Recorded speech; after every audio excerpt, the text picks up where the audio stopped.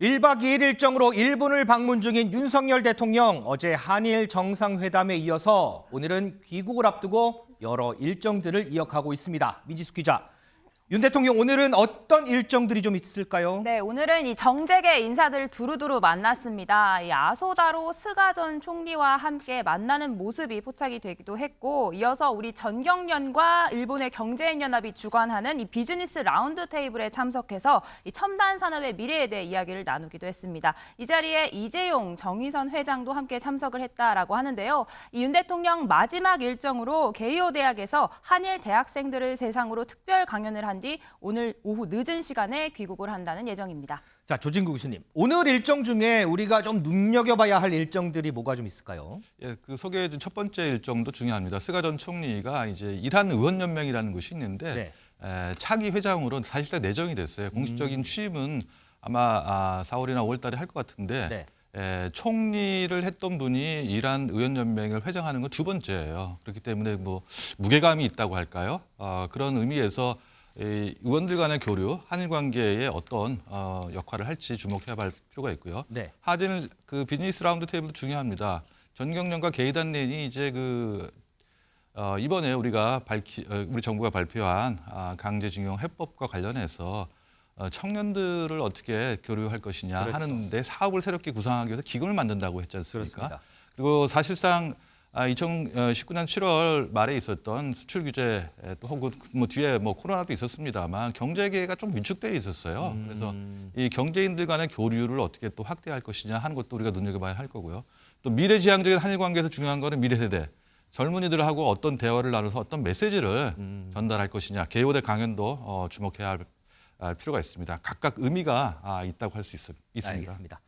자, 이번 일본 방문의 하이라이트는 뭐니 해도 어제 있었던 한일 정상회담이 아닌가 싶은데요. 민지숙 기자, 어제 있었던 한일 정상회담 좀 이렇게 좀 시청자 여러분들 좀 이해가 쉽도록 정리를 좀 해볼까요? 네, 총 85분 동안 진행된 이 정상회담 끝나고 두 정상 공동 기자회견을 열었는데요. 영상으로 먼저 보고 오시죠. 오늘 도쿄에서 기시다 총리님과 제가 이렇게 만난 것은 그간 여러 현안으로 어려움을 겪은 한일 관계가 새롭게 출발한다는 것을 양국 국민들께 알려드리는 특별한 의미가 있다고 생각합니다. 今週、東京では早く桜が開花いたしましたが、本格的な春の訪れを迎えたこの日に、私とユン大統領が将来に向けて日韓関係の新たな章を共に開く機会が訪れたこと、大変嬉しく思っております。 네, 이번 만남의 가장 큰 의미죠. 이 한일 셔틀 외교가 복원이 됐습니다. 이 일본 총리 적절한 시기에 방한을 하겠다 이렇게 밝혔고 이 경제적인 측면에선 일본은 한국에 대한 반도체 수출 규제를 해제하겠다 이렇게 밝혔습니다. 여기에 우리 정부는 일본을 세계 무역기구에 제소했던 걸 취소하겠다라고 밝혔고요. 이 마지막으로 안보 측면에선 특히 한일 군사정보보호협정 이 지소미아를 정상화하기로 합의를 봤습니다. 우리 교수님은 이번 한일 정상회담 전반적으로 좀 어떻게 좀 평가하시나요?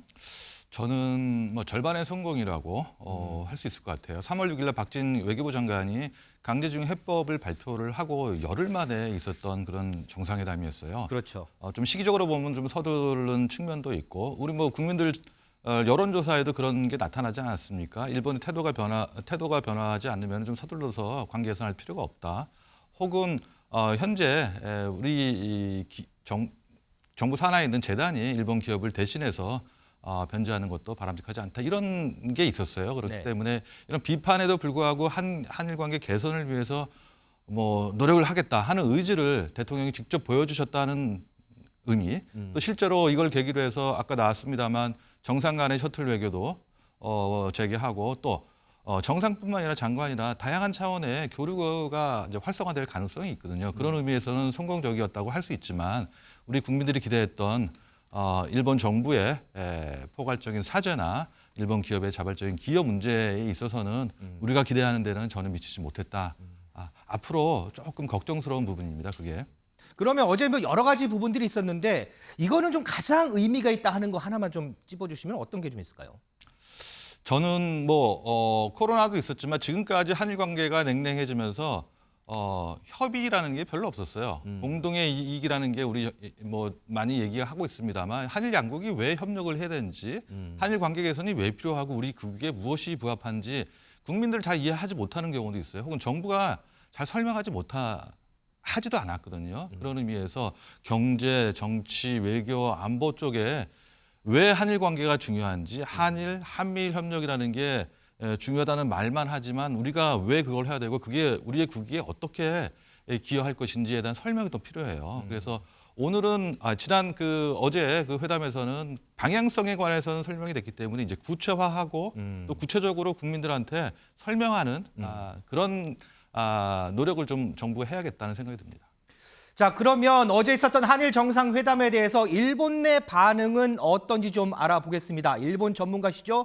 호사카 유지 세종대 교수 전화로 연결이 되어 있습니다. 교수님 안녕하십니까?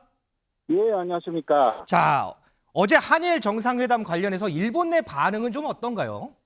예, 어제는 아무래도 얀 전상이 어떤 이야기를 하느냐, 어떤 합의가 있었는가, 그리고 또 이어지는 만찬 2자에 걸쳐서 네. 이러한 부분들이 많이 보도가 됐는데요.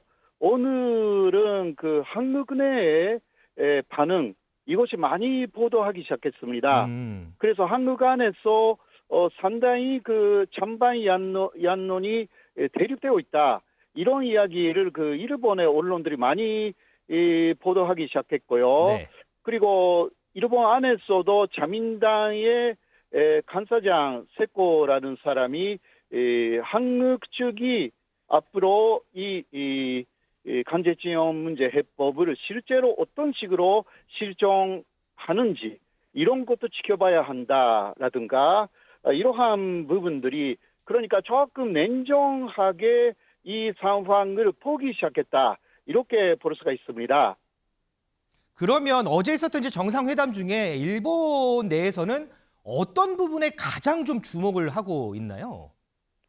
아무래도 굉장히 많이 나왔던 이야기는 셔틀 외교를 보고한다.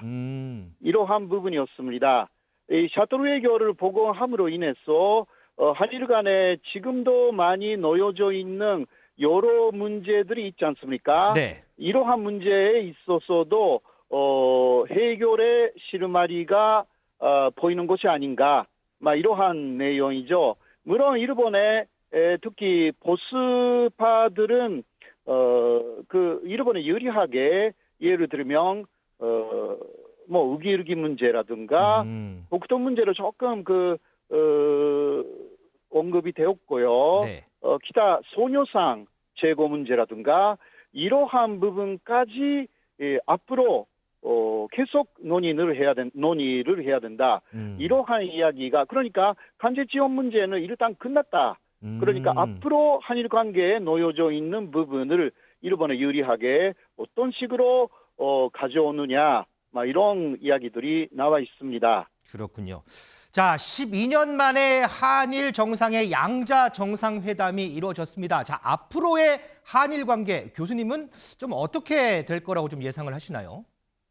예, 역시 미국을 중심으로 한미일 건조라는 것은 강화가 된다. 네. 그렇게 생각됩니다. 그러나 아무래도 일본하고 미국은 비슷한 제국주의라는 시절이 있었고요.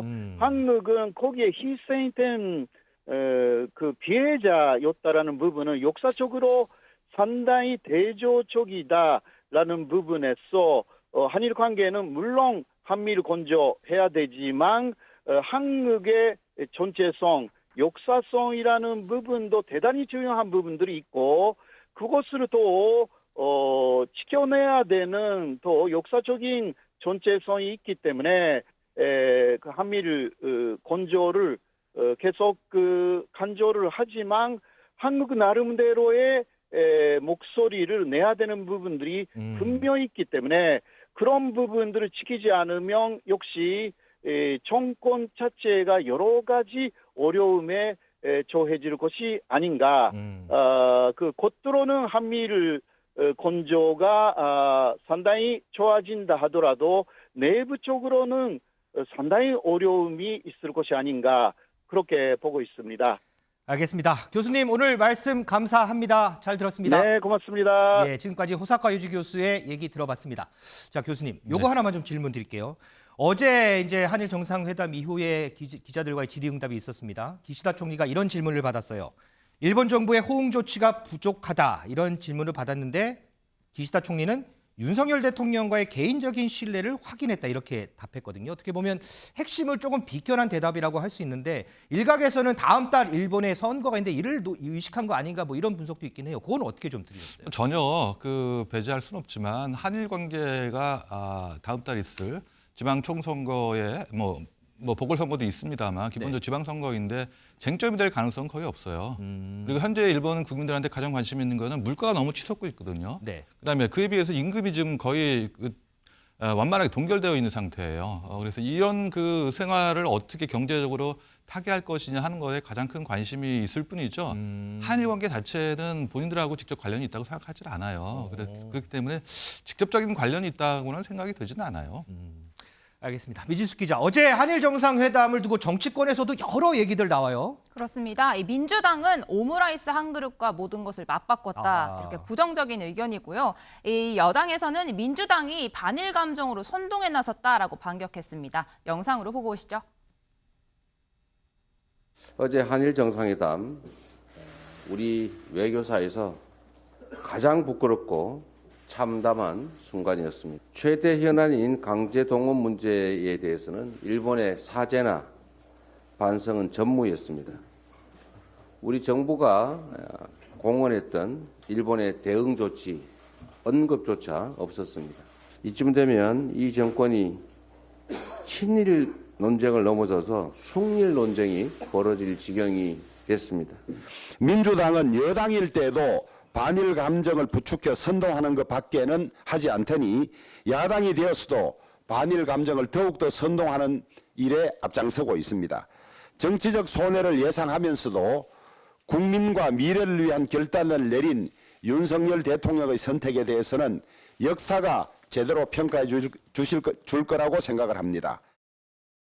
네, 마침 오늘 오전 국회에서 국방위도 열렸습니다. 네. 이 자리에서도 여야 신경전이 이어졌는데요. 민주당 의원들이 역사를 팔아 미래를 살 수 없습니다. 이런 문구가 적힌 태극기 피켓을 걸어뒀습니다. 네. 여기에 대해 여당 의원들이 반발하면서 국방위 회의 오전에 시작하지도 못하고 그대로 파행됐습니다. 영상으로 만나보시죠. 컴퓨터에 지금 민주당 의원님들께서 뭐가 적힌 것을 붙였는데 이와 같은 피켓 문제 때문에 여당에서는 입장을 하지 않겠다고 하고 있습니다. 그러니까 단지 이걸 붙여놓고 있을 뿐입니다. 우리 당의 공식적인 입장입니다. 아니 그 판 뒤에다 붙였다고 그래가지고 회의를 못하겠다면은 이건 국회의원으로서 의무를 포기하겠다는 거하고 안 다릅니다. 21대에서도 두 번 이와 같은 문제 때문에 회의가 정상적으로 진행 못했습니다. 지금은 진행해달라는 게 무리 아니겠습니까? 그러면 내로남불 그거 아닙니까? 그러면 회의를 진행하면서 국민들이 판단하도록 둬야지. 이런 문기 때문에 아예 상임위 자체를 안 하겠다 한다는 이 국민의힘의 자세가 도대체 옳은 자세냐 말이에요. 자, 역시 정치권에서는 여야 극명하게 좀 반응이 좀 갈리는 것 같습니다. 김현 평론가, 어제 뭐 정상회담도 정상회담이지만 이거 끝나고 이어진 만찬도 상당한 화제였어요. 글쎄요. 그러니까 보통 이렇게 만찬을 하면 이렇게 공식적인 자리에서 어느 정도 배석자를 두고 하는데 네. 어제는 양 부부들만 만났다. 그래서 이제 각별하다. 이거를 이제 우리 언론에서도 많이 강조를 한 것 같습니다. 그래서 네. 처음 이제 긴자에 있는 식당에서 부부가 만난 모습이 공개됐고요.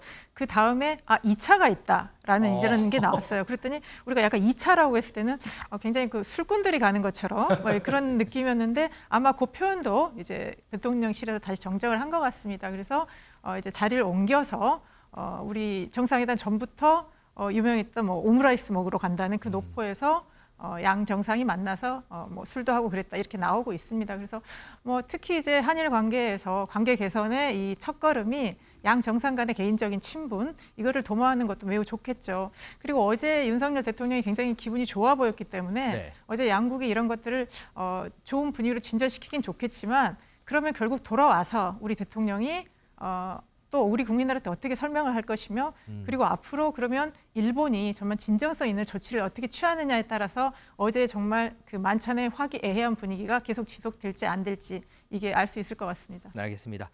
자, 12년 만에 이뤄진 한일 정상의 양자 회담은 끝이 났습니다. 이제 오늘 오후 늦게 윤석열 대통령이 돌아올 텐데요. 자, 어제 논의됐던 부분들이 앞으로 어떤 조치들로 어떻게 좀 이루어질지, 어떤 조치들이 이루어질지 이 부분도 좀 지켜봐야 할 것 같습니다.